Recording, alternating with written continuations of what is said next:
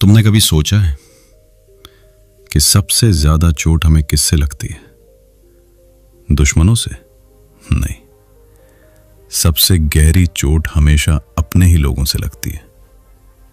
वही लोग जिन पर हम भरोसा करते हैं, वही लोग जिनसे हमें उम्मीद होती है।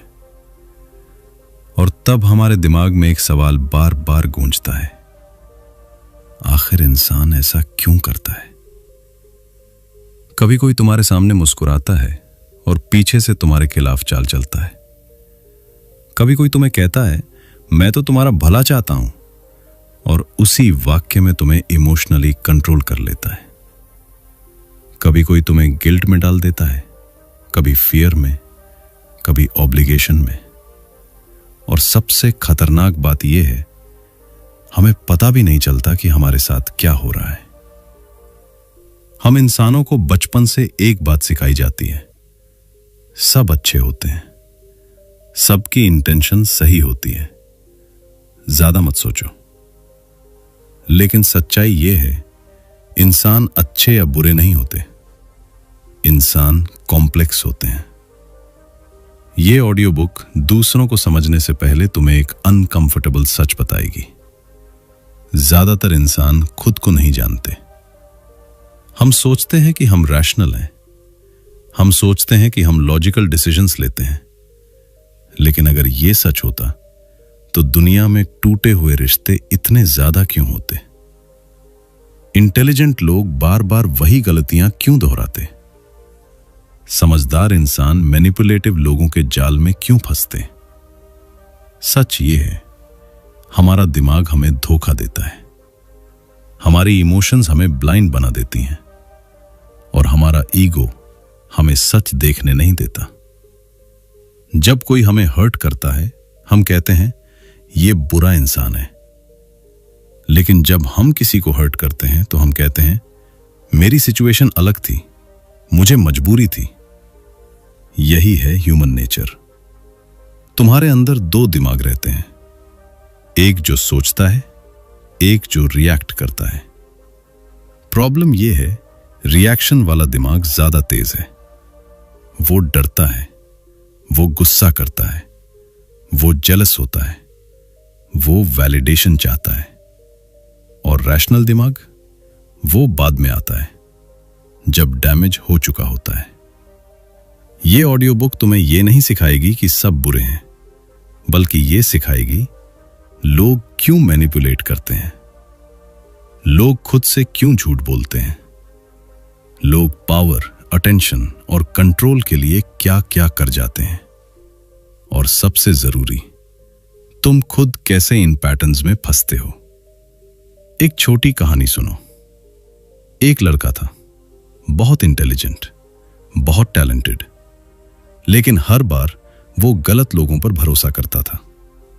हर बार कोई ना कोई उसका क्रेडिट ले जाता था उसकी मेहनत पर, और हर बार वो खुद से कहता अगली बार ऐसा नहीं होगा। लेकिन अगली बार फिर वही होता। क्यों? क्योंकि उसने लोगों की नेचर नहीं समझी थी, उसने सिर्फ उनकी वर्ड सुनी थी। इंसान जो कहता है वो अक्सर झूठ होता है, इंसान जो करता है वो हमेशा सच होता है। लेकिन हम उल्टा करते हैं, हम वर्ड्स पर भरोसा करते हैं और पैटर्न्स को इग्नोर करते हैं। ह्यूमन नेचर क्यों डेंजरस है? क्योंकि इंसान अपनी इमेज बचाने के लिए झूठ बोलता है, गिल्ट से बचने के लिए ब्लेम शिफ्ट करता है, पावर पाने के लिए मैनिपुलेट करता है, और खुद को अच्छा महसूस कराने के लिए दूसरों को छोटा करता है। और ये सब वो कॉन्शियसली नहीं करता। यही सबसे खतरनाक बात है। ज्यादातर लोग बुरे नहीं बनना चाहते, लेकिन उनके अंदर डर, इनसिक्योरिटी, ईगो, जेलसी इतनी गहराई में छुपी होती है कि वो खुद भी नहीं जानते कि वो ऐसा क्यों कर रहे हैं। ये ऑडियो बुक तुम्हें सिनिकल नहीं बनाएगी, कोल्ड नहीं बनाएगी, बल्कि इमोशनली इंटेलिजेंट बनाएगी, साइकोलॉजिकली स्ट्रांग बनाएगी, और सबसे इंपॉर्टेंट, तुम्हें कंट्रोल से बाहर निकलना सिखाएगी। जब तुम्हें पैटर्न्स दिखने लगते हैं तो मैनिपुलेशन काम नहीं करता। जब तुम्हें मोटिव समझ आने लगते हैं तो ड्रामा पावरलेस हो जाता है। और जब तुम्हें ह्यूमन नेचर दिखने लगती है तो तुम लोगों से नफरत नहीं करते, बस उनसे डिस्टेंस रखना सीख जाते हो। क्योंकि इस ऑडियो बुक में तुम्हें अपने ईगो से लड़ना पड़ेगा। तुम्हें अपनी गलतियां दिखेंगी। तुम्हें एहसास होगा कि कई बार तुम भी वही कर चुके हो जिससे तुम नफरत करते हो। लेकिन यही ग्रोथ है। अगर तुम्हें पता चल जाए कि कौन जेन्युइनली केयर करता है, कौन सिर्फ यूज करता है, कौन मास्क पहनकर चलता है और कौन अंदर से डेंजरस है, तो क्या तुम्हारी जिंदगी आसान नहीं हो जाएगी? आगे हम उस पहले लॉ में उतरेंगे जिसकी वजह से इंसान सबसे ज्यादा गलतियां करता है, द लॉ ऑफ इरैशनैलिटी। हम सब एक ही इल्यूजन में जीते हैं। मैं इमोशन से नहीं, दिमाग से फैसला लेता हूं। लेकिन सच्चाई इसका उल्टा है। इंसान पहले फील करता है, रिएक्ट करता है और बाद में अपने रिएक्शन को लॉजिक से जस्टिफाई करता है। सोचो, तुम किसी पर गुस्सा क्यों हुए? तुमने किसी को ब्लॉक क्यों किया? तुमने अचानक कोई बड़ा फैसला क्यों लिया? अगर ईमानदारी से देखो तो रीजन हमेशा इमोशन होता है, लॉजिक सिर्फ कहानी होता है। हमारे अंदर एक एंशिएंट ब्रेन है, डरने वाला, बचने वाला, इमीडिएट कंफर्ट ढूंढने वाला। ये ब्रेन रिजेक्शन से डरता है, अकेलेपन से घबराता है, ईगो को चोट लगते ही अटैक करता है। और प्रॉब्लम ये है, ये ब्रेन बहुत तेज है, इतना तेज कि तुम्हारा रैशनल ब्रेन उसके पीछे दौड़ता रह जाता है। इसलिए इंटेलिजेंट लोग भी मूर्खता करते हैं। ये सबसे कंफ्यूजिंग बात है। तुमने देखा होगा, पढ़े लिखे लोग टॉक्सिक रिश्तों में फंसे रहते हैं। स्मार्ट लोग मैनिपुलेटिव बॉसेस के आगे झुक जाते हैं। समझदार लोग ऑब्वियस रेड फ्लैग्स इग्नोर कर देते हैं। क्यों? क्योंकि इंटेलिजेंस इमोशंस को कंट्रोल नहीं करती, इमोशनल अवेयरनेस करती है। इंसान तर्कहीन तब हो जाता है जब उसका ईगो एक्टिवेट हो जाता है। ईगो सुनना नहीं चाहता, ईगो हार मानना नहीं चाहता, ईगो ये स्वीकार नहीं करना चाहता शायद मैं गलत हूं। तो ईगो क्या करता है? वो सच को ट्विस्ट करता है, वो एक्सक्यूजेस बनाता है, वो दूसरों को ब्लेम करता है। और सबसे खतरनाक बात, ईगो खुद को राइटियस फील कराता है। मैं सही हूं, दूसरे गलत हैं, मुझे जस्टिफाई करने की जरूरत नहीं। याद रखो, गुस्से में लिया गया फैसला, डर में किया गया कमिटमेंट, लोनलीनेस में चुना गया रिश्ता, ईगो में किया गया कॉन्फ्लिक्ट लगभग हमेशा फ्यूचर में रिग्रेट बनता है। लेकिन उस मोमेंट में इमोशन तुम्हें कन्विंस कर देता है कि यही सही है। मान लो कोई इंसान तुम्हें बार बार डिसरिस्पेक्ट करता है। तुम अंदर से अनकंफर्टेबल फील करते हो, लेकिन तुम खुद से कहते हो वो ऐसा नहीं है, मैं ज्यादा सेंसिटिव हूं, शायद मेरी सोच गलत है। ये लॉजिक नहीं है, ये इमोशन से बचने की कोशिश है। तुम सच देखना नहीं चाहते क्योंकि सच पेनफुल है। और यही इरैशनैलिटी है। इंसान को सच नहीं चाहिए, इंसान को इमोशनल कंफर्ट चाहिए। अगर कोई झूठ तुम्हें सेफ फील कराता है तो दिमाग उसे सच बना लेता है। अगर कोई सच तुम्हें इनसिक्योर फील कराता है तो दिमाग उसे रिजेक्ट कर देता है। हम वही सुनते हैं जो हमें अच्छा लगता है, हम वही देखते हैं जो हमारी बिलीफ को सपोर्ट करता है, और जो हमारे बिलीफ को चैलेंज करता है हम उसे इग्नोर कर देते हैं। इसलिए मैनिपुलेटिव लोग स्वीट वर्ड से जीत जाते हैं, वार्निंग देने वाले लोग नेगेटिव लगते हैं और सच बोलने वाले टॉक्सिक कहलाते हैं। एक बात समझ लो, तर्कहीन लोग इविल नहीं होते, वो बस इमोशनली अनअवेयर होते हैं। वो अपनी इनसिक्योरिटी से भाग रहे होते हैं, अपने डर को छुपा रहे होते हैं, अपने पेन को दूसरों पर प्रोजेक्ट कर रहे होते हैं। और जब तुम ये समझ जाते हो तब तुम रिएक्ट करना बंद कर देते हो। इंसान जितना कॉन्फिडेंट होता है उतना ही ब्लाइंड हो सकता है। मुझे पता है मैं समझता हूं, मेरे साथ ऐसा नहीं होगा। यही लाइन सबसे पहले इंसान को गिराती हैं। पावर इंसान को और इर्रेशनल बना देती है, क्योंकि पावर फीडबैक बंद कर देती है, ईगो इन्फ्लेट कर देती है, एम्पैथी कम कर देती है। इसलिए पावरफुल लोग अक्सर सबसे ज्यादा गलतियां करते हैं। तुम इर्रेशनैलिटी को खत्म नहीं कर सकते, कोई इंसान नहीं कर सकता, लेकिन तुम उसे पहचान सकते हो। जब भी इमोशन ज्यादा हो, डिसीजन अर्जेंट लगे, ईगो हर्ट हो या फियर डोमिनेट करे, तुरंत रुक जाओ और खुद से पूछो, अगर मैं शांत होता तो क्या मैं यही फैसला लेता? सबसे इंटेलिजेंट मूव यह है इमोशन से डिस्टेंस बनाना। तुरंत रिप्लाई मत दो, तुरंत प्रॉमिस मत करो, तुरंत रिएक्ट मत करो। टाइम इर्रेशनैलिटी को एक्सपोज कर देता है। जब तुम ये रूल समझ लेते हो, तुम बहस कम करने लगते हो, तुम प्रूव करना छोड़ देते हो, तुम लोगों को बदलने की कोशिश बंद कर देते हो, क्योंकि तुम समझ जाते हो हर इंसान अपने इमोशन के लेवल से ही ऑपरेट करता है। सबसे डेंजरस इंसान वो नहीं होता जो इर्रेशनल है, सबसे डेंजरस इंसान वो होता है जो अपनी इर्रेशनैलिटी को डिनाई करता है। Law 2, the law of narcissism. इंसान को अगर एक शब्द में समझना हो तो वो शब्द होगा मैं क्या चाहता हूं, मैं कैसा दिखता हूं, मैं सही हूं, मेरी फीलिंग इंपॉर्टेंट है, मेरी तकलीफ बड़ी है। अहंकार कोई गाली नहीं है, अहंकार कोई बीमारी नहीं है। अहंकार इंसान की डिफॉल्ट सेटिंग है। हर इंसान खुद से प्यार करता है, फर्क बस लेवल का है। कुछ लोग ओपनली करते हैं, कुछ लोग साइलेंटली। कुछ लोग खुद को स्पेशल समझते हैं, कुछ लोग खुद को विक्टिम समझते हैं। लेकिन सेंटर में हमेशा एक ही चीज होती है, सेल्फ इंपॉर्टेंस। और यही सेल्फ इंपॉर्टेंस सबसे ज्यादा रिश्ते तोड़ती है, सबसे ज्यादा कॉन्फ्लिक्ट्स पैदा करती है, सबसे ज्यादा मैनिपुलेशन को जन्म देती है। जब हम नार्सिसिज्म सुनते हैं तो हमें लगता है एरोगेंट लोग, अटेंशन सीकिंग लोग, शो ऑफ करने वाले लोग। लेकिन असली नार्सिसिज्म काफी सटल होता है। कभी कभी वो इस तरह दिखता है, मेरे साथ ही ऐसा क्यों होता है, कोई मुझे समझता क्यों नहीं, मैं इतना अच्छा हूं फिर भी लोग। ये भी नार्सिसिज्म है।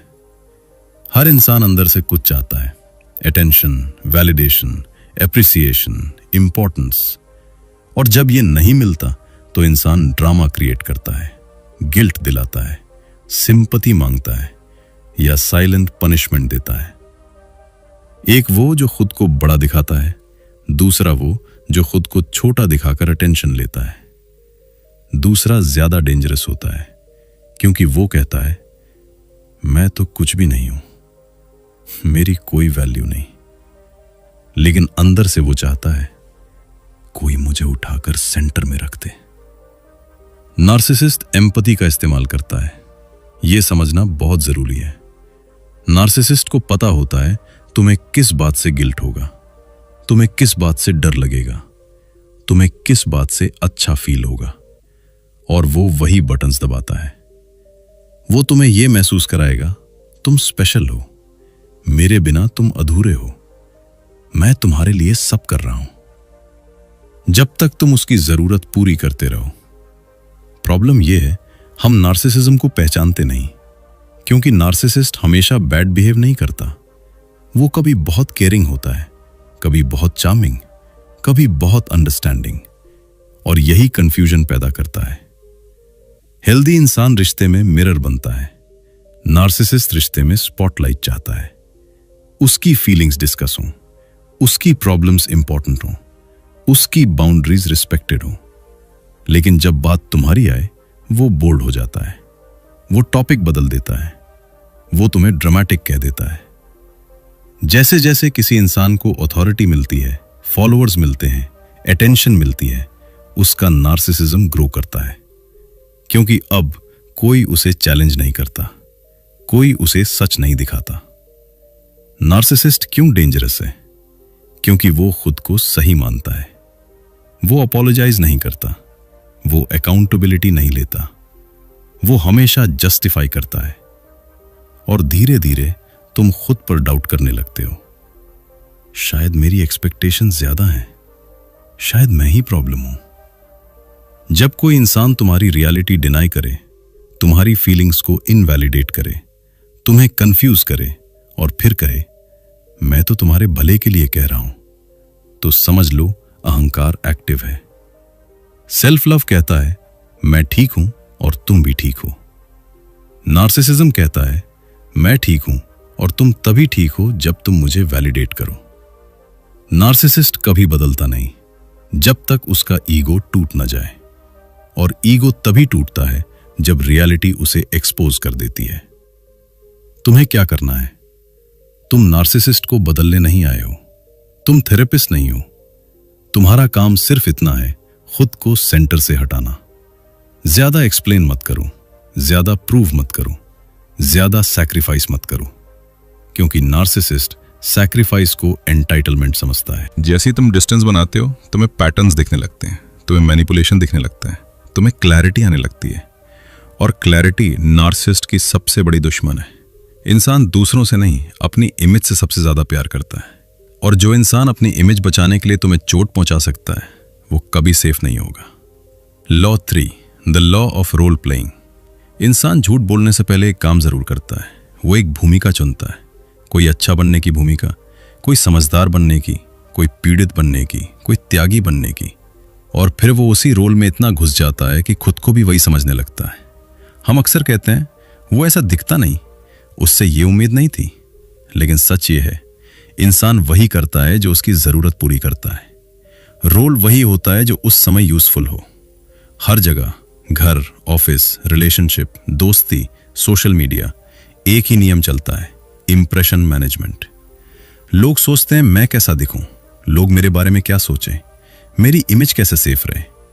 कुछ लोग हमेशा बहुत केयरिंग बनते हैं, बहुत ऑनेस्ट दिखते हैं, बहुत रिलीजियस लगते हैं, बहुत हम्बल बिहेव करते हैं, लेकिन रोल का मतलब ये नहीं कि अंदर भी वही है। रोल सिर्फ एक मास्क है, क्योंकि सच दिखाना रिस्की है। अगर इंसान अपना डर दिखा दे तो कमजोर लग सकता है, अगर लालच दिखा दे तो जज हो सकता है, अगर जेलसी दिखा दे तो रिस्पेक्ट खो सकता है। तो वो क्या करता है? वो मास्क पहन लेता है। सबसे डेंजरस लोग वो नहीं होते जो साफ दिखते हैं, सबसे डेंजरस लोग वो होते हैं जो हमेशा सही दिखते हैं, जो कभी गुस्सा नहीं करते, जो कभी गलत नहीं होते, जो हमेशा मॉरल हाई ग्राउंड पर रहते हैं, क्योंकि परफेक्शन ह्यूमन नहीं होती। ध्यान से देखो, जब किसी को क्रिटिसाइज किया जाता है, जब पावर छीनी जाती है, जब ईगो हर्ट होता है, जब कंट्रोल हाथ से निकलता है, तभी असली इंसान बाहर आता है। वर्ड्स नहीं बदलते, टोन बदलता है। रोल कहता है मैं ऐसा नहीं हूं, एक्शन कहता है मैं यही हूं। हम अक्सर रोल सुनते हैं और एक्शन इग्नोर करते हैं, यहीं से धोखा शुरू होता है। कुछ लोग हर सिचुएशन में खुद को विक्टिम बना लेते हैं, हर प्रॉब्लम में कोई और जिम्मेदार होता है, हर कॉन्फ्लिक्ट में वो इनोसेंट होते हैं। ये रोल सिंपैथी के लिए नहीं, कंट्रोल के लिए होता है। अगर कोई इंसान हर जगह सेम लगता है, हर मूड में सेम रहता है, हर सिचुएशन में सेम रिएक्ट करता है, तो कुछ छुपा रहा है। रियल इंसान इनकंसिस्टेंट होता है, रोल परफेक्ट होता है। यह बहुत डीप सच है। जब सिचुएशन बदलती है, रोल बदल जाता है। कल जो स्वीट था आज कोल्ड हो जाता है। क्यों? क्योंकि अब नई स्ट्रैटेजी चाहिए। तुम्हें क्या देखना है? जब उसे कुछ चाहिए होता है वो कैसा है, जब उसे मना किया जाता है वो कैसा है, जब उसे इग्नोर किया जाता है वो कैसा है, जब उसे पावर मिलती है वो कैसा है। यहीं से मास्क गिरता है। ओवर ट्रस्ट क्यों डेंजरस है? क्योंकि तुम रोल पर भरोसा करते हो, पैटर्न पर नहीं, और रोल हमेशा डिजाइंड होता है। साइलेंस बहुत कुछ बताता है। जब तुम हेल्प देना बंद करते हो, अग्री करना बंद करते हो, जस्टिफाई करना बंद करते हो, तब लोगों का रियल फेस दिखता है।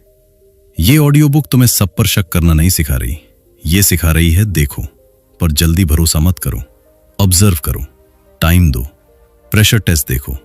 इंसान जैसा दिखता है वो उसका रोल है, इंसान प्रेशर में जो बनता है वो उसकी रियलिटी है। Law 4, the law of compulsive behaviour.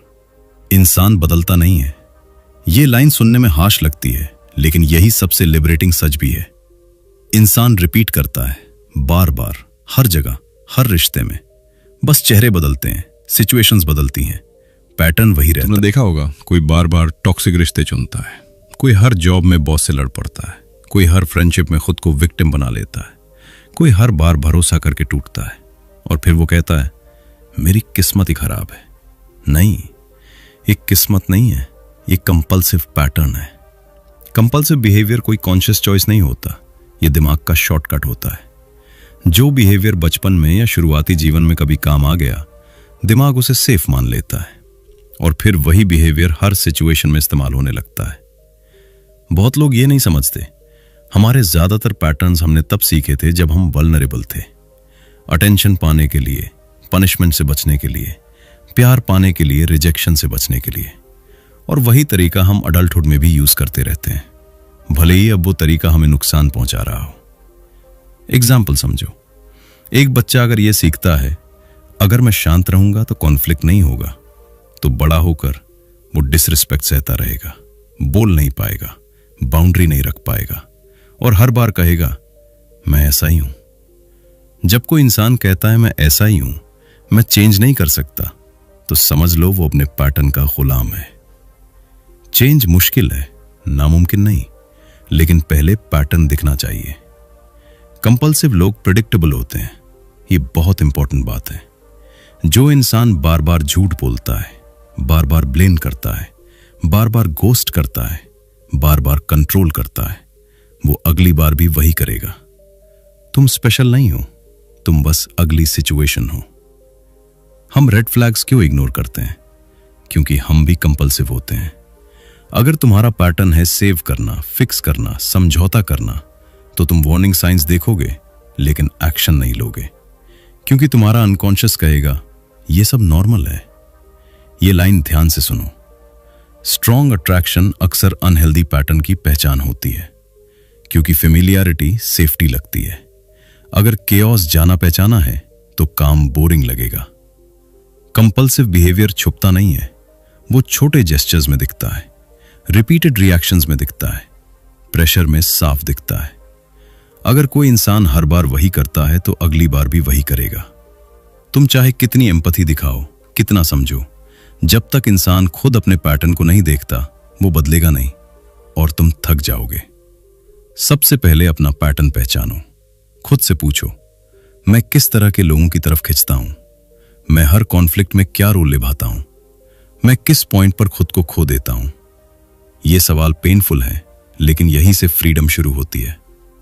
Pattern तोड़ना आसान नहीं है, क्योंकि पैटर्न आइडेंटिटी बन जाता है। मैं हमेशा देने वाला हूं, मैं एडजस्ट कर लेता हूं, मैं अकेला रह लूंगा। लेकिन याद रखो, जो बिहेवियर तुम्हें बार बार नुकसान दे वो वर्च्यू नहीं है। जब तुम सेम लोगों से सेम रिएक्शंस देना बंद करते हो तब पैटर्न कमजोर पड़ता है और लोग अनकंफर्टेबल हो जाते हैं, क्योंकि अब उनकी स्क्रिप्ट काम नहीं कर रही। इंसान जो बार बार करता है वो एक्सीडेंट नहीं होता, वो उसकी पर्सनालिटी की सिग्नेचर होती है। और जो इंसान अपना पैटर्न देखने से डरता है वो खुद को बदलने से भी डरता है। Law 5, the law of covetousness. इंसान के पास जो है वो उसे कभी इनफ नहीं लगता, जो नहीं है वही सबसे ज्यादा चमकता है। ज्यादातर लोग समझते हैं कि लोभ का मतलब होता है पैसा, पावर, स्टेटस, लेकिन असली लोभ कंपैरिजन से जन्म लेता है।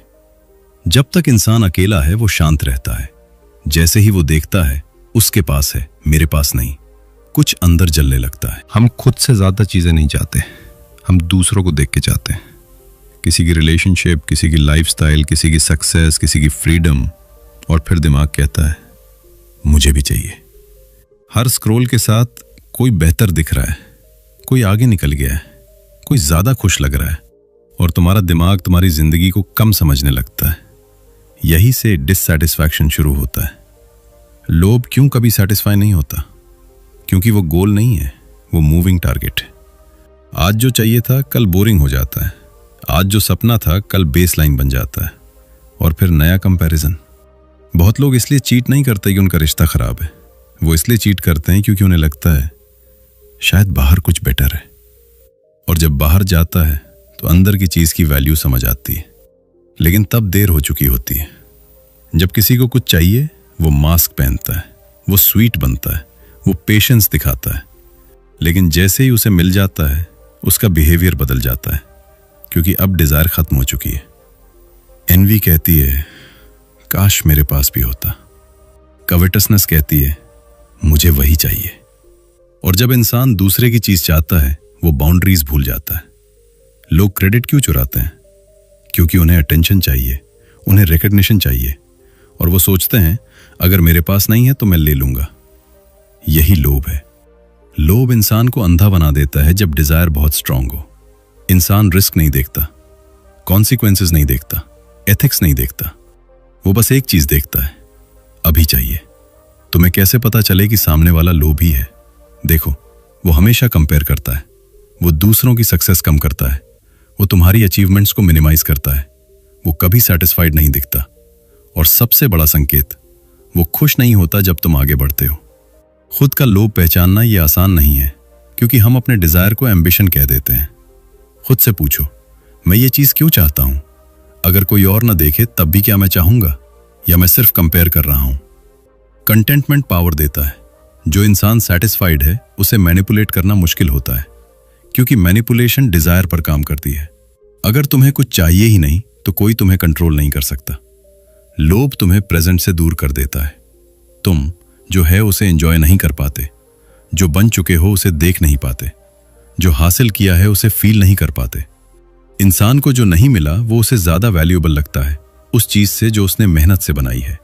Law 6, the law of short sightedness.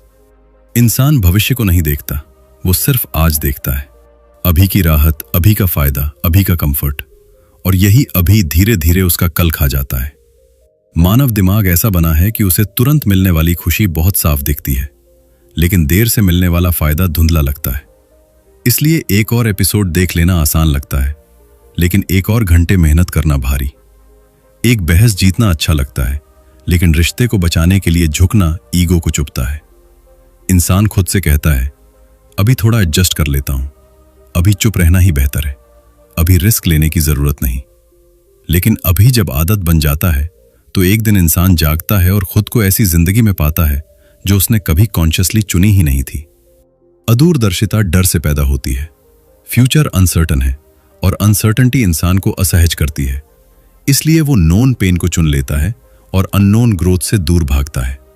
यही वजह है कि लोग खराब नौकरी में फंसे रहते हैं, टॉक्सिक रिश्ते नहीं छोड़ पाते और अपनी गलत आदतों को चलता है कहकर ढक देते हैं। कंफर्ट सेफ लगता है, फेमिलियर लगता है, लेकिन कंफर्ट धीरे धीरे इंसान को छोटा कर देता है। वो ग्रो नहीं करता, वो बस टॉलरेट करना सीखता है और टॉलरेंस को मैच्योरिटी समझ लेता है। पावर मिलने पर भी अदूरदर्शिता बढ़ जाती है। इंसान सोचता है अभी जो कर सकता हूं कर लेता हूं। वो लोगों को यूज करता है, रिश्ते जलाता है, रिस्पेक्ट को हल्के में लेता है और भूल जाता है कि पावर टेम्परेरी होती है, लेकिन रेपुटेशन हमेशा पीछा करती है। रिश्तों में भी यही होता है। ज्यादातर रिश्ते इसलिए नहीं टूटते कि प्यार खत्म हो गया, बल्कि इसलिए टूटते हैं क्योंकि लोग एक पल का ईगो नहीं छोड़ पाते, एक अपॉलॉजी नहीं बोल पाते और एक अनकंफर्टेबल सच से भाग जाते। इंस्टेंट रिलीफ अच्छा लगता है, लेकिन लॉन्ग टर्म पीस की कीमत उस वक्त समझ नहीं आती। जो इंसान बार बार शॉर्ट टर्म चुनता है वो अपने फ्यूचर सेल्फ से धोखा करता है। इंसान वही खो देता है जिसे वो बचाने के बारे में कभी गहराई से सोच ही नहीं पाता, क्योंकि वो आज में इतना फंसा होता है कि कल उसे दिखाई नहीं देता। Law 7, the law of defensiveness. इंसान को सच से नहीं, सच से होने वाले दर्द से डर लगता है। जैसे ही कोई उसकी गलती दिखाता है उसका दिमाग डिफेंड मोड में चला जाता है। वो समझने नहीं, खुद को बचाने के लिए सुनता है। मेरा मतलब ये नहीं था, तुम गलत समझ रहे हो, तुम ज्यादा सेंसिटिव हो। ये वाक्य अपने आप निकलते हैं बिना सोचे। रक्षात्मकता एक रिफ्लेक्स है। यह तब पैदा होती है जब ईगो को खतरा महसूस होता है। इंसान को लगता है अगर मैंने गलती मान ली तो मैं छोटा हो जाऊंगा। डिफेंसिव इंसान कभी पूरा नहीं सुनता। वो बीच में काटता है, टोन पकड़ लेता है, टॉपिक बदल देता है या पुराने मुद्दे उठा लाता है। मुद्दा हल करना उसका गोल नहीं होता, गोल होता है खुद को सही साबित करना। धीरे धीरे ऐसा इंसान फीडबैक से कट जाता है।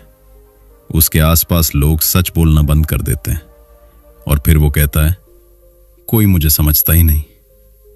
असल में उसने सुनना छोड़ दिया होता है। रिश्तों में डिफेंसिवनेस सबसे ज्यादा नुकसान करती है। जब एक इंसान बार बार एक्सप्लेन करता है और दूसरा सिर्फ डिफेंड करता है तो बैलेंस टूट जाता है। एक गिल्टी फील करता है, दूसरा सुपीरियर। यहीं से इमोशनल डिस्टेंस शुरू होती है। सबसे ट्रिकी बात यह है कि रक्षात्मकता कभी कभी बहुत शांत दिखती है। कोई चिल्लाता नहीं, कोई लड़ता नहीं, बस कोल्ड लॉजिक आता है, लेकिन एम्पैथी गायब होती है। खुद की डिफेंसिवनेस पहचानना सबसे मुश्किल काम है। अगर क्रिटिसिज्म सुनते ही तुम्हें खुद को जस्टिफाई करने की अर्ज आए तो समझो ईगो जाग गया है। सच ये है, गलती मान लेना कमजोरी नहीं है, ये स्ट्रेंथ है। जो इंसान कह सकता है हां मुझसे गलती हुई, वो ग्रो करता है।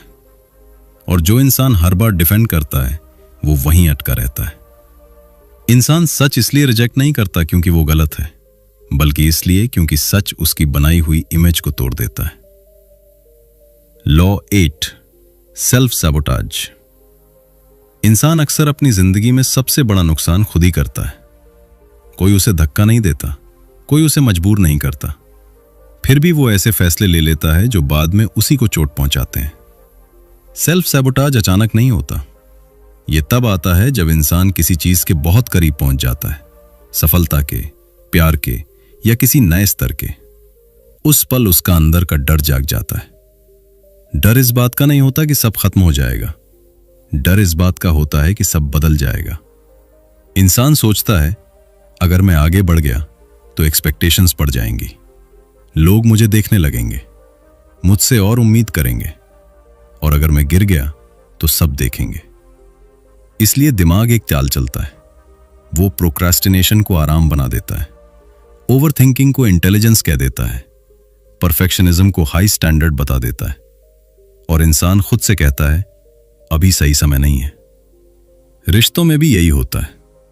जब कोई बहुत पास आने लगता है तो इंसान अचानक डिस्टेंस बनाने लगता है, बातें कम हो जाती हैं, बिना वजह कॉन्फ्लिक्ट पैदा हो जाता है, या फिर इंसान खुद को इमोशनली अनअवेलेबल बना लेता है, क्योंकि क्लोजनेस वल्नरेबिलिटी मांगती है और वल्नरेबिलिटी डराती है। अक्सर सेल्फ सैबोटाज एक पुरानी प्रोग्रामिंग से आती है। कभी किसी ने तुम्हें यह महसूस कराया था कि तुम इनफ नहीं हो, कभी तुम्हें यह सिखाया गया था कि ज्यादा उम्मीद मत रखो, तो दिमाग ने सीख लिया खुद को थोड़ा पीछे रखो ताकि ज्यादा चोट ना लगे। लेकिन जो तरीका कभी तुम्हें बचाने के लिए बना था वही आज तुम्हें रोक रहा है। सेल्फ सैबोटाज को नफरत से नहीं, समझ से तोड़ा जाता है। जब तुम खुद को ऑब्जर्व करना शुरू करते हो कि किस मोड़ पर तुम पीछे हटते हो, किस पल तुम खुद को रोक लेते हो, तब धीरे धीरे उस पैटर्न की पकड़ ढीली पड़ने लगती है। तुम खुद को इसलिए नुकसान नहीं पहुंचाते क्योंकि तुम कमजोर हो, बल्कि इसलिए क्योंकि कभी तुम्हें इसी तरह सरवाइव करना पड़ा था। अब सवाल यह है, क्या तुम सिर्फ सरवाइव करना चाहते हो या सच में जीना चाहते हो? Law 9, repression. इंसान अपने अंदर बहुत कुछ दबाकर जीता है, गुस्सा, ईर्ष्या, नफरत, डर, और वो इच्छाएं जिनके बारे में वो खुद से भी सच नहीं बोल पाता। बचपन से हमें सिखाया जाता है कि अच्छा इंसान वही है जो गुस्सा न करे, जो जलन न महसूस करे, जो हमेशा सही सोचे। तो हम अपने बुरे ख्यालों को अंदर धकेल देते हैं। हम कहते हैं मैं ऐसा नहीं हूं। लेकिन सच ये है, जो दबाया जाता है वो खत्म नहीं होता, वो बस चुप हो जाता है। दमन किया हुआ हिस्सा धीरे धीरे अपना रास्ता खुद बना लेता है। कभी वो सार्काज़म बनकर निकलता है, कभी पैसिव एग्रेशन बन जाता है, कभी अचानक ऐसा गुस्सा फूटता है जिसका कोई कॉन्टेक्स्ट समझ नहीं आता, और तब इंसान कहता है मुझे नहीं पता मुझे क्या हो गया। सबसे ज्यादा डेंजरस वो लोग होते हैं जो खुद को बहुत ज्यादा अच्छा दिखाते हैं, जो कहते हैं कि उन्हें कभी जलन नहीं होती, कभी गुस्सा नहीं आता, कभी बुरा नहीं सोचते। असल में वही लोग अपने शैडो से सबसे ज्यादा डरते हैं। जब इंसान अपने अंदर के अंधेरे को स्वीकार नहीं करता तो वो उसे दूसरों में देखने लगता है। जो खुद जेलस है वो दूसरों को जेलस कहता है। जो खुद मैनिपुलेटिव है वो दूसरों पर मैनिपुलेशन का आरोप लगाता है। इसे प्रोजेक्शन कहते हैं। दमन इंसान को अनप्रिडिक्टेबल बना देता है, क्योंकि उसे खुद नहीं पता कि उसके अंदर क्या जमा हो रहा है। और जो खुद को नहीं जानता वो अनजाने में दूसरों को चोट पहुंचा देता है। इसका मतलब यह नहीं कि इंसान बुरा बन जाए, इसका मतलब है पूरा बने। अपने गुस्से को देखे, अपनी जलन को माने, अपनी डार्क थॉट से भागे नहीं, क्योंकि जो इमोशन देखा जा चुका होता है वो कंट्रोल में आ जाता है, और जो दबा रहता है वो किसी न किसी दिन फटता जरूर है। अच्छा बनने की कोशिश अक्सर इंसान को डेंजरस बना देती है। पूरा बनने की हिम्मत इंसान को शांत बना देती है। लॉ 10, ईर्ष्या। ईर्ष्या कभी खुलकर सामने नहीं आती। वो चिल्लाती नहीं, वो हमला नहीं करती। वो मुस्कुराती है, तारीफ करती है और अंदर ही अंदर तुलना करती रहती है। ईर्ष्या अजनबियों से नहीं होती, वो हमेशा पास के लोगों से होती है। दोस्तों से, भाइयों से, साथ काम करने वालों से, और कभी कभी उन लोगों से जो कहते हैं कि मैं तुम्हारे लिए खुश हूं।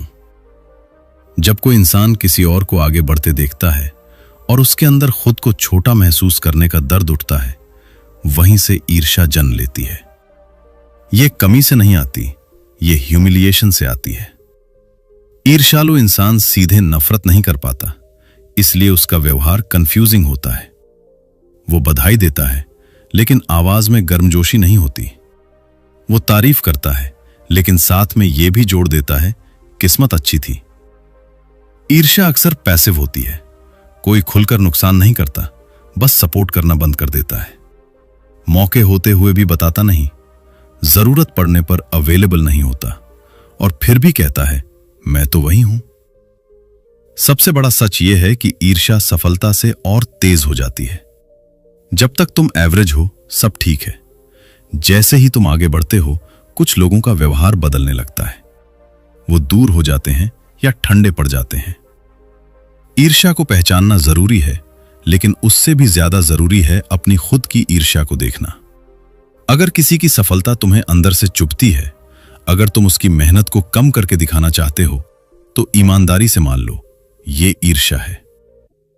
ईर्ष्या को दबाने से वो खत्म नहीं होती, उसे समझने से वो कमजोर पड़ती है।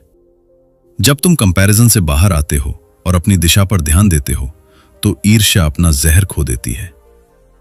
जो इंसान तुम्हारी खुशी से खुश नहीं हो सकता, वो तुम्हारी जिंदगी में कभी पूरी तरह सेफ नहीं होगा, चाहे वो कितना भी करीब क्यों ना। Law 11, grandiosity. इंसान को गिराने के लिए दुश्मन की जरूरत नहीं होती, उसका खुद का भ्रम काफी होता है। ग्रैंडियोसिटी क्या है? ग्रैंडियोसिटी का मतलब खुद को बेहतर समझना नहीं है। उसका मतलब है खुद को एक्सेप्शन समझना, रूल से ऊपर मानना, फीडबैक को अननेसेसरी समझना, और यह मान लेना कि मेरे साथ जो होगा अलग होगा। यही सोच इंसान को ब्लाइंड बनाती है। पावर ग्रैंडियोसिटी को जन्म देती है। जैसे जैसे किसी इंसान को सक्सेस मिलती है, अटेंशन मिलती है, फॉलोअर्स मिलते हैं, अथॉरिटी मिलती है, वैसे वैसे उसके अंदर एक आवाज बढ़ती है, मैं कुछ खास हूं। और यहीं से गलतियां शुरू होती हैं।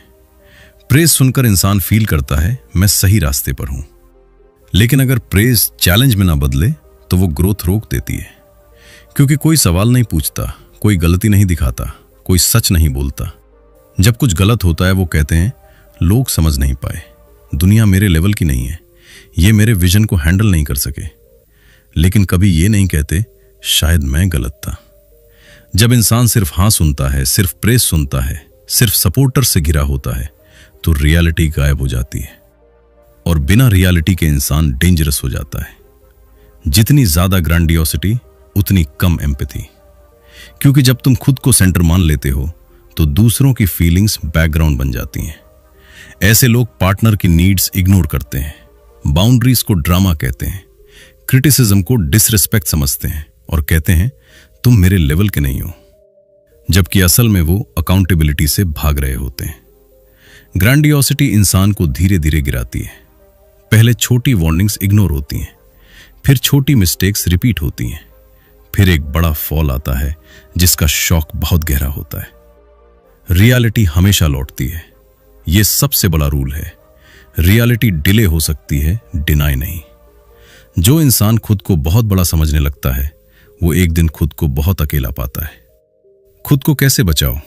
फीडबैक से भागो मत, खुद को क्वेश्चन करो, सक्सेस के बाद भी लिसन करो, और याद रखो तुम भी ह्यूमन हो। ह्यूमिलिटी वीकनेस नहीं है, ह्यूमिलिटी इंश्योरेंस है। ट्रू कॉन्फिडेंस क्या है? ट्रू कॉन्फिडेंस कहता है मैं सीख सकता हूं, मैं गलत हो सकता हूं, मैं ग्रो कर सकता हूं। ग्रैंडियोसिटी कहती है मुझे सीखने की जरूरत नहीं। जो इंसान खुद को सबसे ऊपर समझने लगता है वो सबसे पहले जमीन से कट जाता है, और जो जमीन से कट जाता है वो गिरने से नहीं बचता। Law 12, gender rigidity. इंसान को बहुत जल्दी सिखा दिया जाता है कि उसे कैसा होना चाहिए, कैसा सोचना चाहिए, क्या महसूस करना सही है और क्या गलत। यह सिर्फ मर्द और औरत की बात नहीं है, ये उन तयशुदा भूमिकाओं की बात है जो समाज इंसान पर डाल देता है, और इंसान धीरे धीरे उन्हें अपनी पहचान मान लेता है। जब किसी से कहा जाता है कि मजबूत होना जरूरी है तो वो अपनी कमजोरी छुपाने लगता है। जब किसी से कहा जाता है कि ज्यादा भावुक मत बनो तो वो अपनी संवेदनशीलता दबा देता है। और जब बार बार कहा जाता है ये तुम्हारे लिए नहीं है तो इंसान खुद पर शक करने लगता है। जेंडर रिजिडिटी इंसान को फ्लेक्सिबल नहीं रहने देती। वो अपने भीतर के कुछ हिस्सों को गलत मानने लगता है, और जो हिस्सा गलत मान लिया जाता है वो धीरे धीरे डर बन जाता है। डर से इंसान बदलता नहीं, डर से वो बस रोल निभाता है। बहुत लोग इसलिए दुखी नहीं हैं कि उनकी जिंदगी मुश्किल है, बल्कि इसलिए कि उन्हें वो बनने की इजाजत ही नहीं मिली जो वो अंदर से हैं। वो हर पल सोचते हैं अगर मैं ऐसा करूं तो लोग क्या कहेंगे। जेंडर रिजिडिटी रिश्तों में भी खामोशी से जहर घोलती है। इंसान कहता है मैं ऐसा ही हूं, लेकिन कई बार यह सच्चाई नहीं होती, ये डर होता है। डर बदलने का, डर खुलने का, डर वल्नरेबल होने का। असल संतुलन तब आता है जब इंसान अपने अंदर स्ट्रेंथ और सॉफ्टनेस, लॉजिक और इमोशन, असर्शन और एम्पैथी सबको जगह देता है। क्योंकि इंसान एक ही रंग का नहीं होता।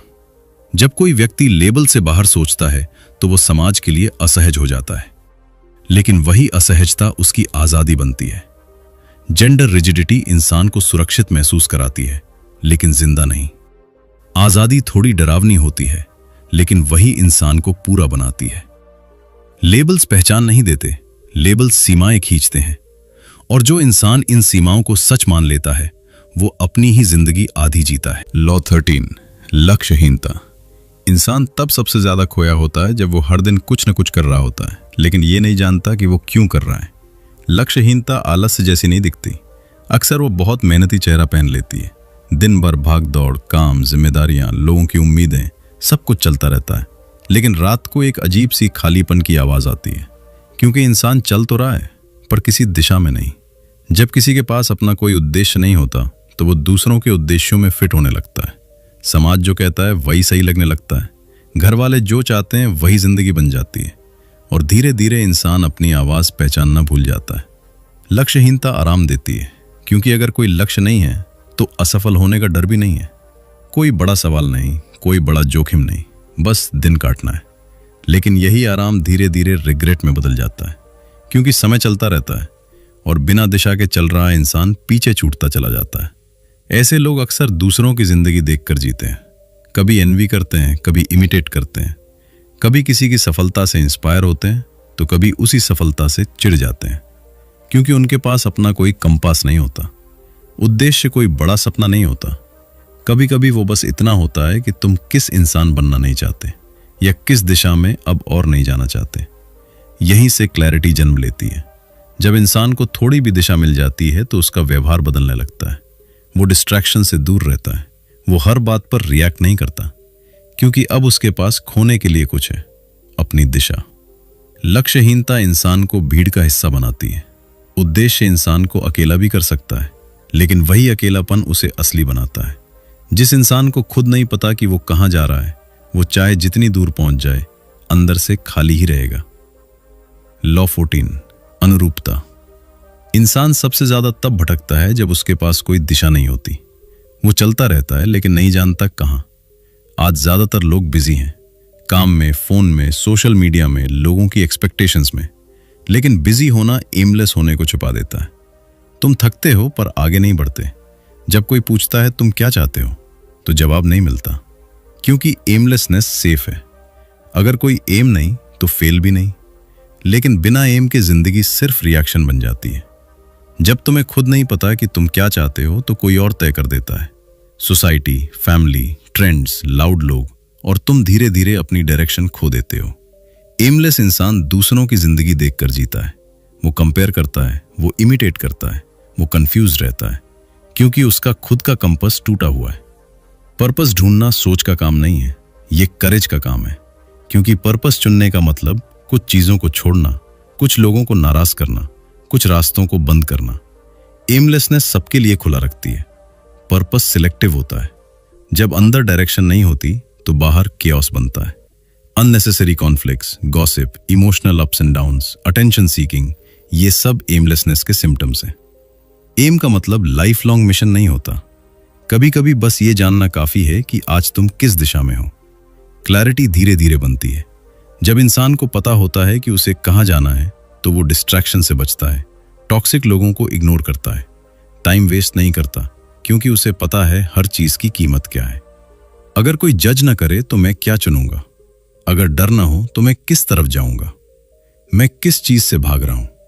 ये अनकंफर्टेबल सवाल है, लेकिन यही तुम्हें जगाते हैं। आज का कंफ्यूजन कल का रिग्रेट होता है, क्योंकि समय रुकेगा नहीं और बिना डायरेक्शन समय तुम्हें नहीं छोड़ेगा। जिस इंसान को खुद नहीं पता कि वो कहां जा रहा है, वो कहीं भी पहुंचे खुश नहीं होगा। लॉ 15, अनुरूपता का नियम, द लॉ ऑफ कन्फॉर्मिटी। इंसान अकेला गलत होना सह लेता है, लेकिन अकेला अलग होना नहीं। यही वजह है कि ज्यादातर लोग भीड़ की तरफ मुड़ जाते हैं। कन्फॉर्मिटी क्यों इतनी पावरफुल है? क्योंकि इंसान का सबसे पुराना डर है अकेला पड़ जाना। अकेले होने का डर भूख से भी पुराना है। तो दिमाग क्या करता है? वो कहता है जो सब कर रहे हैं वही करो, जो सब मानते हैं वही मानो, जो सब कहते हैं वही बोलो। इतिहास देखो, गलत फैसले भीड़ ने लिए, नफरत भीड़ ने फैलाई, और बाद में कहा सब ऐसा ही कर रहे थे। रिस्पॉन्सिबिलिटी गायब हो जाती है जब हम भीड़ के पीछे छुप जाते हैं। कन्फॉर्मिटी कैसे दिखती है? अपनी ओपिनियन दबा लेना, अनकंफर्टेबल जोक पर हंस देना, रॉन्ग चीज को चैलेंज न करना, सिर्फ इसलिए अग्री कर लेना ताकि अलग ना दिखो। यह सब स्मॉल लगता है, लेकिन आइडेंटिटी यहीं घिसती है। सोशल अप्रूवल एक एडिक्शन है। लाइक्स, वैलिडेशन, एक्सेप्टेंस, ये सब डोपामिन देते हैं, और डोपामिन के लिए इंसान अपनी सोच बेच देता है। भीड़ को न्यूआंस नहीं चाहिए, डेप्थ नहीं चाहिए, उसे सिंपल एनिमी चाहिए, सिंपल आंसर चाहिए। और जो इंसान सिंपल आंसर दे देता है वो लीडर बन जाता है, चाहे वो गलत ही क्यों ना हो। ओरिजिनल सोच भीड़ में नहीं पनपती, क्योंकि ओरिजिनलिटी रिस्क मांगती है, क्रिटिसिज्म मांगती है, अकेलापन मांगती है, और ज्यादातर लोग ये प्राइस नहीं देना चाहते। पावरफुल लोग भीड़ को पसंद करते हैं, क्योंकि भीड़ क्वेश्चन नहीं करती, बस फॉलो करती है।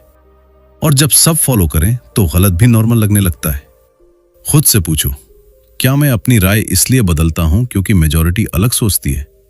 क्या मैं चुप इसलिए रहता हूं क्योंकि बोलना ऑकवर्ड होगा? क्या मैं अप्रूवल के लिए अपनी ऑथेंटिसिटी छोड़ देता हूं? ये सवाल अनकंफर्टेबल है, लेकिन जरूरी है। स्टैंडिंग अलोन स्ट्रेंथ मांगता है। अलग होना इजी नहीं है। लोग तुम्हें एरोगेंट कहेंगे, लोग तुम्हें डिफिकल्ट कहेंगे, लोग तुम्हें ऑड कहेंगे, लेकिन याद रखो, भीड़ तुम्हें कंफर्ट दे सकती है, आइडेंटिटी नहीं। कन्फॉर्मिटी पूरी तरह गलत नहीं, समस्या तब है जब तुम हर जगह फिट होने के लिए खुद को काटने लगते हो। जो इंसान भीड़ के साथ चलकर खुद को खो देता है, वो अंत में भीड़ में ही गुम हो जाता है। लॉ 16, चंचलता का नियम, द लॉ ऑफ फिकलनेस। इंसान जितना कहता है मैं ऐसा नहीं बदलता, असल में उतना ही जल्दी बदल जाता है, क्योंकि इंसान प्रिंसिपल से नहीं, इमोशंस और कन्वीनियंस से चलता है। फिकलनेस क्या है? फिकलनेस का मतलब है आज जो सही लगे वही सही, आज जो फायदेमंद हो वही सच, आज जो मूड में हो वही डिसीजन। कल मूड बदला तो स्टांस बदल गया। लोग अचानक क्यों बदल जाते हैं? क्योंकि उनके अंदर डर एक्टिवेट हो जाता है, नया फायदा दिख जाता है, नया डर या नया लालच आ जाता है, और इंसान खुद से कहता है मैं इवॉल्व हो रहा हूं। कभी कभी वो इवॉल्व नहीं कर रहा, वो बस बच रहा होता है। लोग लॉयल्टी की बातें बहुत करते हैं, लेकिन लॉयल्टी तब दिखती है जब फायदा कम हो, रिस्क ज्यादा हो और प्रेशर बढ़ा हो। यहीं ज्यादातर लोग फ्लिप कर जाते हैं। भीड़ के साथ चंचलता और तेज हो जाती है। आज जो ट्रेंड है सब उसी के साथ, कल ट्रेंड बदला सब उधर। ट्रूथ इररिलेवेंट हो जाता है, बिलोंगिंग ज्यादा इंपॉर्टेंट। आज केयर, कल डिस्टेंस, आज प्रॉमिसेस, कल साइलेंस। आज तुम इंपॉर्टेंट हो, कल मुझे स्पेस चाहिए। और तुम्हें लगता है मैंने क्या गलत किया? अक्सर जवाब होता है कुछ भी नहीं। उनका अंदर बदला है, तुम नहीं। फिकल लोग क्लैरिटी नहीं देते, वो सीधे नहीं बोलते, ओपनली नहीं एडमिट करते, स्लो फेड करते हैं, क्योंकि क्लैरिटी रिस्पॉन्सिबिलिटी लाती है और रिस्पॉन्सिबिलिटी चंचल लोगों को भारी लगती है। फिकल इंसान बड़े वर्ड्स इस्तेमाल करता है, हमेशा, कभी नहीं, पक्का, लेकिन वर्ड्स का वेट उनके बिहेवियर से मैच नहीं करता। कंसिस्टेंसी ही असली कैरेक्टर है। कैरेक्टर स्पीच से नहीं, कंसिस्टेंसी से बनता है। जो इंसान प्रेशर में भी सेम रहता है, फायदा बदलने पर भी वैल्यूज नहीं बदलता, वही ट्रस्टवर्दी होता है। खुद की फिकलनेस पहचानो, ईमानदारी से पूछो, क्या मैं कन्वीनियंस देखकर स्टांस बदलता हूं? क्या मैं अनकंफर्टेबल होते ही पीछे हट जाता हूं? क्या मैं कमिटमेंट्स को फीलिंग्स पर छोड़ देता हूं? सेल्फ अवेयरनेस चंचलता को कम करती है। कैसे डील करें? ज्यादा एक्सपेक्टेशंस मत रखो, वर्ड्स नहीं, पैटर्न्स देखो। कंसिस्टेंसी पर जज करो और इमोशनली ओवर इन्वेस्ट मत करो, क्योंकि फिकल लोग आज पास होते हैं, कल नहीं। इस दुनिया में इमोशनली स्टेबल लोग कम हैं और इसलिए उनकी वैल्यू ज्यादा है। जो इंसान हर मौसम में बदल जाता है, वो कभी किसी का नहीं होता। लॉ 17, आक्रामकता का नियम, द लॉ ऑफ अग्रेशन। इंसान को सबसे ज्यादा डर अपने ही गुस्से से लगता है, इसलिए वो उसे छुपाता है। मीठी भाषा में, सभ्य व्यवहार में, मैं शांत हूं के मुखौटे में। जब हम एग्रेशन सोचते हैं तो हमें लगता है लड़ाई, गाली, हिंसा, लेकिन असली एग्रेशन अक्सर साइलेंट होती है। Passive aggression, sarcasm, deliberate neglect, emotional withdrawal, ये सब कंट्रोल के तरीके हैं। जहां पावर इंबैलेंस होता है, वहां एग्रेशन छुपी होती है। बॉस एम्प्लॉय को इग्नोर करता है, पार्टनर साइलेंट ट्रीटमेंट देता है, पेरेंट गिल्ट से कंट्रोल करता है, और सब कहते हैं मैं तो कुछ नहीं कर रहा, लेकिन डैमेज हो चुका होता है। जो गुस्सा बोला नहीं गया वो खत्म नहीं होता, वो टॉन्ट बनता है, डिले बनता है, एक्सक्यूज बनता है, इंडिफरेंस बनता है, और सामने वाला कंफ्यूज रह जाता है। अग्रेसिव लोग खुद को विक्टिम बताते हैं, यह सबसे ट्रिकी हिस्सा है। बहुत अग्रेसिव लोग खुद को ऑप्रेस दिखाते हैं। लोग मुझे समझते नहीं, मेरे साथ हमेशा गलत होता है, लेकिन असल में वो कंट्रोल खोने से डरते हैं। कुछ लोग गुस्सा मोरालिटी के पीछे छुपाते हैं। वो कहते हैं मैं तो सच बोल रहा हूं, मैं सही के लिए लड़ रहा हूं, लेकिन टोन में एम्पैथी नहीं होती। जब सही साबित करना इंसान से ज्यादा इंपॉर्टेंट हो जाए तो एग्रेशन एक्टिव है। जब कोई खुद से डिससैटिस्फाइड होता है और सामने वाला आगे बढ़ रहा होता है तो एग्रेशन सटल बन जाती है। सक्सेस पर कोल्ड रिएक्शन, सपोर्ट की कमी, इनडायरेक्ट क्रिटिसिज्म, ये सब एनवी प्लस एग्रेशन का मिक्स है। एग्रेसिव लोग तुम्हारी लिमिट्स टेस्ट करते हैं, तुम्हें अनकंफर्टेबल फील कराते हैं, फिर कहते हैं तुम ज्यादा सेंसिटिव हो। यही मैनिपुलेशन शुरू होती है। यह अनकंफर्टेबल है लेकिन जरूरी है। खुद से पूछो, क्या मैं साइलेंस को पनिशमेंट बनाता हूं? क्या मैं सार्काज्म से हर्ट करता हूं? क्या मैं कंट्रोल के लिए डिस्टेंस बनाता हूं? अगर हां, तो एग्रेसिवनेस अंदर है। हेल्दी एंगर कहता है ये मुझे हर्ट कर रहा है। एग्रेसिवनेस कहता है मैं तुम्हें फील कराऊंगा। फर्क इंटेंशन का है। एग्रेसिवनेस से कैसे निपटो? गिल्ट मत लो, आर्ग्यू मत करो, बाउंड्रीज क्लियर रखो, और पैटर्न रिपीट हो तो डिस्टेंस बना लो। एग्रेशन को जस्टिफाई नहीं किया जा सकता। जो इंसान अपने गुस्से को स्वीकार नहीं करता, वो उसे दूसरों पर निकालता है, और जो दूसरों पर अपना गुस्सा उतारता है वो कभी सेफ नहीं होता। लॉ 18, मृत्यु इनकार का नियम, the law of death denial. इंसान सब कुछ एक्सेप्ट कर सकता है सिवाय एक सच्चाई के कि वो मरने वाला है। मौत का इनकार कैसे काम करता है? हम मौत को सोचते नहीं, टालते हैं। अभी नहीं, बाद में सोचेंगे, मेरे साथ नहीं होगा, और इसी टालने में हम जीना भूल जाते हैं। जब इंसान ये मान लेता है कि समय अनलिमिटेड है, तो वो रिश्ते टाल देता है, सपने टाल देता है, सच बोलना टाल देता है, जरूरी फैसले टाल देता है, क्योंकि उसे लगता है अभी बहुत टाइम है।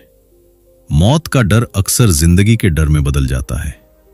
रिस्क लेने से डर, प्यार दिखाने से डर, सच बोलने से डर, अकेले खड़े होने से डर, क्योंकि हर जेन्युइन चॉइस मॉर्टैलिटी की याद दिलाता है। कई लोग पावर, स्टेटस, फेम इसीलिए चेस करते हैं ताकि उन्हें लगे मैं याद रहूंगा, मैं गायब नहीं हो जाऊंगा। लेकिन यह सब मौत को डिफीट नहीं करता, यह सिर्फ डिस्ट्रैक्शन है। जो इंसान मौत को देख लेता है वो पेटी नहीं रहता, वो ट्रिवियल फाइट्स में नहीं उलझता, वो लोगों को कंट्रोल नहीं करता, क्योंकि उसे पता होता है समय महंगा है। जब इंसान मौत से भागता है तो वो अप्रूवल ढूंढता है, इमेज बचाता है, रोल्स निभाता है, सच से कॉम्प्रोमाइज करता है, क्योंकि ऑथेंटिसिटी फाइनाइट होने की याद दिलाती है। मौत का ख्याल डिप्रेसिंग नहीं है, वो लिबरेटिंग है, क्योंकि तब सवाल बदल जाते हैं, लोग क्या कहेंगे, नहीं, ये मीनिंगफुल है या नहीं, सेफ है या नहीं, नहीं, ये सच है या नहीं। जब इंसान पूछता है अगर मेरे पास कम समय हो तो मैं क्या छोड़ दूं और क्या पकड़ कर रखूं, यहीं से ऑथेंटिसिटी शुरू होती है। जब तुम जानते हो कि सब टेम्पररी है तो तुम ग्रजेस नहीं पालते, ईगो नहीं खींचते, इमोशंस को सप्रेस नहीं करते, क्योंकि हर बातचीत आखिरी हो सकती है। जो इंसान सोचता है अभी बाद में देखेंगे, वो इजीली मैनिपुलेटेड होता है, क्योंकि वो अर्जेंसी नहीं समझता। अवेयरनेस अर्जेंसी लाती है, अर्जेंसी क्लैरिटी लाती है। आज नहीं कभी शांत बैठ के सोचो, अगर ये साल आखिरी होता तो मैं किससे माफी मांगता, किससे सच बोलता, क्या छोड़ देता, क्या शुरू करता। जो इंसान मौत को एक्सेप्ट कर लेता है वो जिंदगी से डरना छोड़ देता है, और जो जिंदगी से नहीं डरता वो किसी के कंट्रोल में नहीं रहता। इन 18 नियमों का मकसद तुम्हें सिनिकल बनाना नहीं था, इनका मकसद था तुम्हें जगाना, तुम्हें देखना सिखाना और तुम्हें फ्री बनाना, इंसान को समझना, ताकि तुम धोखे में ना जियो, डर में ना जियो और इल्यूजन में ना जियो। अगर आप चाहते हैं ऐसे ही डीप साइकोलॉजिकल ऑडियो बुक्स और वीडियोस, तो अभी चैनल को सब्सक्राइब कीजिए और नोटिफिकेशन बेल जरूर दबाइए ताकि अगला वीडियो आप मिस ना करें। और हाँ, इस वीडियो को उस इंसान के साथ जरूर शेयर करें जिसे इसे सुनने की सबसे ज्यादा जरूरत है। हम मिलेंगे अगले वीडियो में एक और सच्चाई के साथ। तब तक सचेत रहिए और आजाद।